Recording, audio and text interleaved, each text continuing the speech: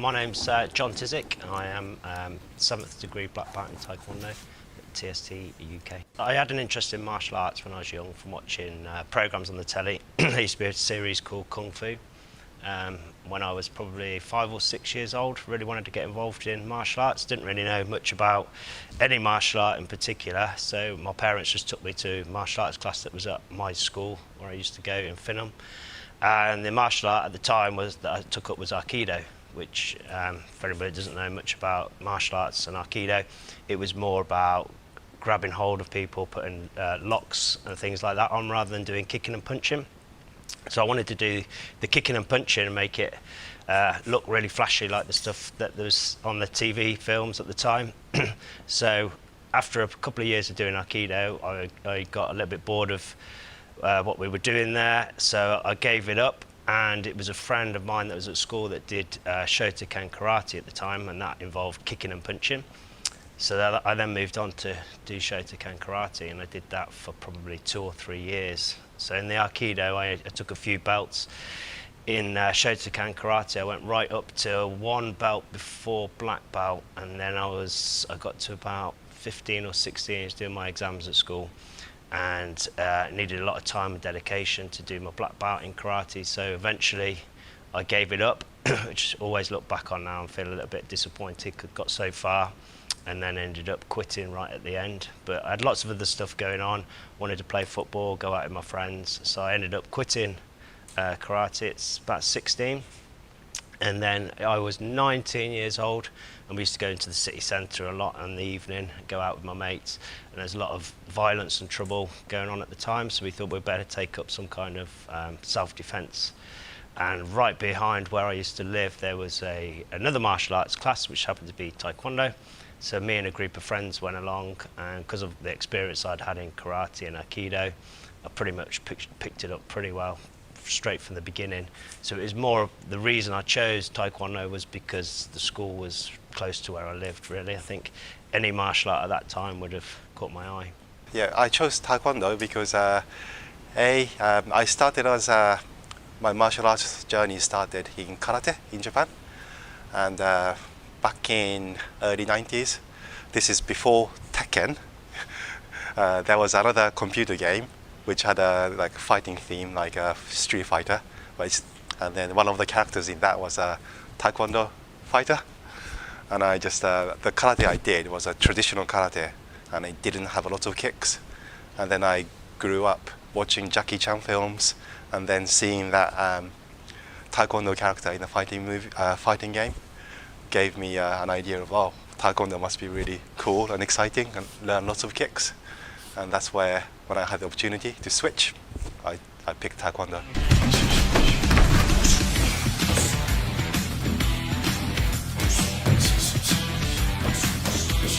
So about 28 years now, so I think I was trying to find some of my early certificates, which I can no longer find. I must have them somewhere, but I found my earliest gold medal, and it was 1996, so I think I must have started about 1994, 1995.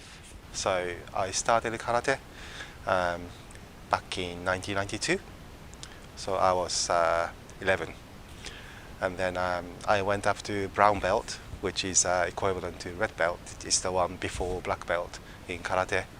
And then I moved to England back in 96, and then I had to pause for 2 years because there was nothing available. And then luckily one of my friends and his father ran a Taekwondo club. So I started training with them from 1998 and then up to 2000. And then I had another 4-year gap when I went to uni to do my bachelor's. When I went to do my master's, the university I went had a Taekwondo club, and that's when I picked it up again. But now continuously 16 years in ITF Taekwondo. Well, it was a nice area we lived in. I think that was part of the problem, because we lived in Finham, in Coventry. It was a really nice area, but we used to live on the longest cul-de-sac it used to be in the world, but I think it's since been passed by. But it was about half a mile long and a dead end at the end, and we lived at the bottom. But there was probably a group of 10, 12 lads, all roughly the same age. We used to hang around and do everything together. So when we were old enough and started heading off into town, we were a little bit sheltered maybe from, you know, too much of what was going on outside of our area. And you see lots of rough stuff going on and people getting beat up in town. And really, other than what we did ourselves in our local area, we didn't really have much experience about that sort of thing. So that's why we decided to take up a martial art, so that we knew how to protect ourselves should anybody try and attack us. It's pretty standard. I played other sports, so back in Japan I was playing rugby and basketball. They were my main passion, particularly basketball. But then, yeah, so that was very team orientated. So my mindset was more to do with playing team sports. And my day and week revolved around being for the team rather than doing something for myself, if that makes sense. So yeah, that was my time before Taekwondo. Well, the first competition at the school that I was at with my friends, we got pushed into competition straight away. And because we were like 19-year-old lads and we just wanted to do a bit of sparring basically, we were white belts, and they drove us on a minibus to Cornwall, Falmouth in Cornwall it was, and no white belts were supposed to enter the competition, so they gave us yellow belts and chucked us in to have a go. So we did the competitions pretty much from a couple of weeks of training, but serious competition where I used to do it regularly. It was probably a good year and a half into my training when I first started competing seriously. My first competition, yes, that was about 1993, back in Japan. That was in karate, and I didn't do very well my first time ever. But yeah, I still vividly remember.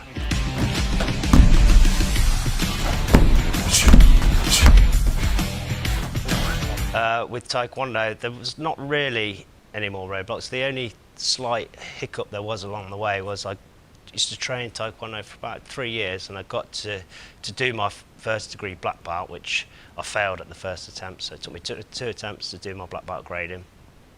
And not long after I'd passed, the instructor that was teaching at the school, which we all got on well and we all enjoyed the classes, he left, and the numbers of the classes really died down. We used to have like regular adult classes of 20 odd people, and it went down to about 3 or 4 people. So in the end, the guy that took over running the class, he stopped the classes, and there was about 3 of us left that really wanted to continue. So we looked around for other schools that were local, and there was nothing really at the time. So I went back to doing Shotokan karate for about 2 or 3 months, and then a phone call from one of the other lads that had been at my previous club, who had found another Taekwondo club. He said that he'd found a good school, so we went along and picked back up from where we left off. So we did have, I don't know, maybe 2 or 3 months of a break in between on training, but I continued it, but just went back to karate for a little bit. Roadblocks, yeah, I had a massive roadblock. 2. One was I was diagnosed with rheumatoid arthritis, but it's basically your immune system attacks your own joints. So I was particularly affected on my wrists, fists, knees, and ankles. So I couldn't do anything for good a few months until I was diagnosed, and then I was prescribed medication, and then that's when I started subsiding and started controlling the symptoms. But yeah, my doctor told me you should keep moving, and then so I am. And that was the first one when I was 27, and then the second one, pretty bad one, was when I did my last grading, which was back in was it 2016, 2015? In the middle of my black belt grading, my back went. I was on the floor. And then after that, yeah, my lower back has been suffering a bit, but managing. Personally not. Usually within Taekwondo that you see a lot of people of a certain age where they need hip replacements or knee replacements because they're putting their legs in positions that probably are not too natural. But I think nowadays the way that you know, there's a lot of scientific facts about how you should be stretching and training. And back in the days when a lot of people started training, we used to literally force people's legs open just to become more flexible. We used to sit in certain stretches and people would stand on your legs to make you more flexible, but that sort of thing doesn't happen anymore. So I'd hope that maybe the long-term injuries like hips and knees are a sort of a thing of the past. Luckily for me, worst injuries I've had: broken ribs, broken nose, broken knuckles, small little bones that didn't really stop me from doing too much, but nothing major, touch wood. Yeah, that's the thing. Taekwondo is probably one of, if not the most modern martial art. I mean, it's based on other martial arts. General Che is the founder of Taekwondo. He was I think he's a third dan black belt in Shotokan karate. So that's where I started as well. So a lot of Taekwondo is very similar to Shotokan karate, and it's mixed in with a few other martial arts as well, like Taekwondo, which is foot fighting. But it is a very modern martial art, and it was still really changing and progressing right up to General Che's death. So even though it is fairly recent, it was even more recent that it finally found its what we see today as Taekwondo. So APTI is an association. So within Taekwondo, there's two main organisations. There's the WTF, which is World Taekwondo, which now just call themselves WT. And then there's ITF, which is International Taekwondo Federation. So they're two different styles of a martial art. The best way I can describe the difference without going into too much detail is a bit like rugby union and rugby league. Similar things, but different in the rules and the way that things run. So underneath the ITF, which is what we've always been a part of, our style of Taekwondo, there's lots of different organisations that teach it, and there's groups such as Puma, and our group now is TST UK, ITF Union, hundreds and hundreds of groups. And APTI, at the time that we did the World Championships, it stood for Association of Professional Taekwondo Instructors. Well, after I'd left my original school and joined this other school, there was a period of about, I'd say probably 7 or 8 years where I didn't really compete that much, because the new school that we'd gone to wasn't so much of a competition school. But it was a good school within itself, really big classes. So it didn't really compete for a big period of time. And then when I got up to about, I think I was a 3rd degree black belt, we decided to leave with a few other guys, and we set up our own martial arts club, and we joined a different association. And because we were new and nobody had really heard about who we were, what we were, we decided it was a good idea to try and network and put ourselves around a lot. So we used to try and hit as many national competitions as we could. So we really got ourselves well known by going out and competing, and myself and a lot of my students got national championships, gold medals, silver medals, bronze medals, and we were doing every single competition we possibly could. One of the groups that we decided to join was heading off to World Championships, so it was just natural for us to put a team together and to compete as individuals, because we were just literally doing every competition that we could at that time. It's the build-up of all the practicing you are doing with your teammates and getting the techniques to perfection, and all the timing, etc. takes a lot of effort, but it's a lot of fun as well. And then on the day, you really gather with your teammates and then trying to run through everything again and really test yourself and test your memory and test your nerves. It's all that part of build up to it is just as important for me as actually participating in the competition. So yeah, when I was selected, I was very fortunate. I was selected and I was really happy. So all I could do was just turn up and not let them down.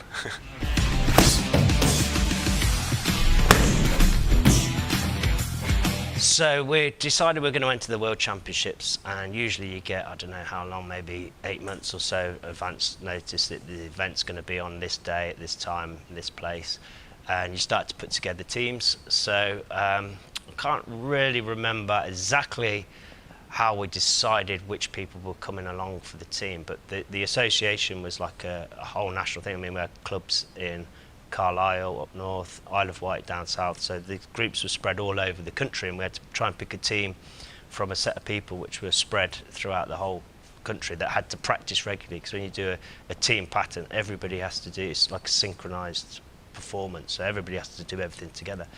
So I think the way it was really picked was probably the people that we knew were good at patterns, people that competed regularly, were getting gold medals nationally at patterns, come together, and the people also that said they had the time to commit to the practice.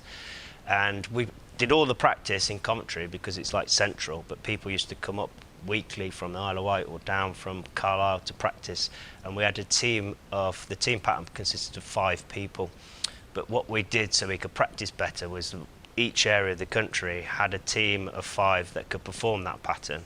So in Carlisle they could practice with their 5, in Coventry we practiced with our 5, Isle of Wight, Milton Keynes, all over the country. And then whichever 5 were picked knew their role because we've been practicing it in separate teams. So I think the final team, there was 3 people from Coventry in it, and then there was 1 lad from Milton Keynes and 1 lad from Carlisle. But that was the men's team. The women's team also won the gold medal on the same day as well. Not really, because I'd done so many competitions, it was just, at that point, it was another competition. I wouldn't say that, I always get nervous when I'm doing competition, so nerves are always there, but that's part of the adrenaline, and it's always round 1 that's the hardest, because that's where you settle your nerves. Once you've gone through a round of a competition, you sort of settle yourself in, so the longer it goes on, for me personally, the better I can perform. So I wasn't really intimidated at all, just the normal competition nerves. It was good. We had a good relationship. I imagine there's a few people that didn't quite make the team who were a little bit miffed that they weren't in the team, but it was good. We went to, because the event was run by Puma. It was a Puma World Championships, and the Puma had their own team, and they'd been world champions for at least the last couple of years. So we went, and they got silver the day that we won the gold. So it was nice to go to their event and beat them. We all take slightly different roles, I think, because people who depends on how we formulate the group pattern. We do lots of syncing together or delayed reactions, etc. And depending on what we do, how we position people needs to be well thought, I think. So if you are positioned at either ends of a formation, then I think you could stand out a little bit more than the others if you make a slight mistake. But if you are in the middle, it's probably more to do with how you can keep in sync with everybody else, rather than being taking a lead role in starting something. Shock, really. More like, has it really happened? You know, it's have I really done that? Because you sort of go, when you enter a competition, you're doing your thing. You go through rounds, so you start off. Everybody starts off together at the same point, and then if you happen to win a round, you go through to the next round, and you're wondering along how many more rounds are there, because you can only look around and sort of guess how many people are entered in that event. So you get through, and even when you get to the semi-finals, sometimes they don't tell you this is the semi-final. You just do that, and then you go through to the final, and you're working it out in your head that there can't be many people left, because I've seen them. So when you actually win it, and that's it, it's a sort of is that the end sort of thing, until they then present the trophies and medals. So we did it. Yeah, more disbelief really, but I was glad we didn't mess up. But it's really, our effort paid off, and some of the team members travelled from quite far away to practice every week. So yeah, it was really, I was glad. Personally, I didn't mess up, and then as a group we did it really well, and it was something for those people who travelled very far, for them to really appreciate what they achieved. Yeah, I'd definitely say more respect, but I think it's more the experience that I've done now I can pass over to others and help them by coaching them to a good level. We're now joined the ITF Union, which is a real big group worldwide, not just in the UK. It's a worldwide thing, ITF Union, and they've just come back from their World Championships in Buenos Aires in Argentina, where they've done really, really well. Unfortunately for some of our students, we joined a little bit late. Otherwise, some of our guys would have hopefully been on that national team going to Argentina. But we've got the European Championships in Madrid coming up, and we hope to have quite a few of our members taking part in that, including one of my sons as well, that's part of the national team. I wouldn't say it's changed me personally. It was a nice achievement. Obviously, I won it 2 years running, and then the third year, a little bit disappointing that I only got silver. I really wanted to get 3 in a row, but you know, that to win 2 is obviously amazing. I think how other people may look at it is probably more, you know, is a little bit different, especially for advertising purposes. You know, if you run a school and you could say former world champion, then that also looks good. But lots of people sort of respect you a little bit more. You go to competitions and they know if you win a national competition, that's good, because you quite often get really good people at national competitions. But you go to a world championships, you know that everybody's going to be there. You know, you can go to national championships and go for a whole year probably and not come up against some of the better people because of the way that the system works. But you go to a world championships, you got to come up against the best. Don't think so. Like, competition is good fun to go, and I like competing, but what I win or what I lose, I don't really mind personally. It's every time I step into the ring here in practice or in competition, what I take away or what I feel is how I did on that moment. So even in practice, if I spar against somebody and I thought I didn't do very well, and then everything I did in the past doesn't really matter to me. I don't do it myself either. It's just stretching regularly, but little and often is very good. It goes really far. And even if you're not stretching, if you just keep your joints moving in a way you don't normally move, so not just talking about just, you know, walking or getting up the chair and stuff, is doing a leg raise or hip circles, etc. That kind of movements really helps to keep you supple. Oh yeah, I do, yeah, absolutely. Especially if you have the inclination to enjoy some action films and wants to know how to punch and kick, then definitely Taekwondo is a great sport to learn, or martial arts as well. And there is a self-defense aspect to it as well, which if you want to take really far into that, there is an avenue to go. But it's a really good introduction to all the aspects of what martial arts can offer you. And I'd recommend Taekwondo. Taekwondo has something for everybody. So within the classes that we do, we have people that want to become world champions, that really want to train hard. We have other people that train for a hobby, to keep fit, to meet new people, whatever, to improve flexibility, improve confidence, for lots of different things. So when we run our normal classes, they cater for everybody in all walks of life. And then we have certain other classes where they're dedicated for people that want to progress further, like our squad training and stuff like that. But I know people that run classes for 60-year-old plus, you know, separate classes, or women's only classes, and we do tiny little preschool classes where kids just learn about balance and coordination and things like that. So I think within the structure of Taekwondo, there is something for everybody. Everybody can take an aspect and improve it in Taekwondo.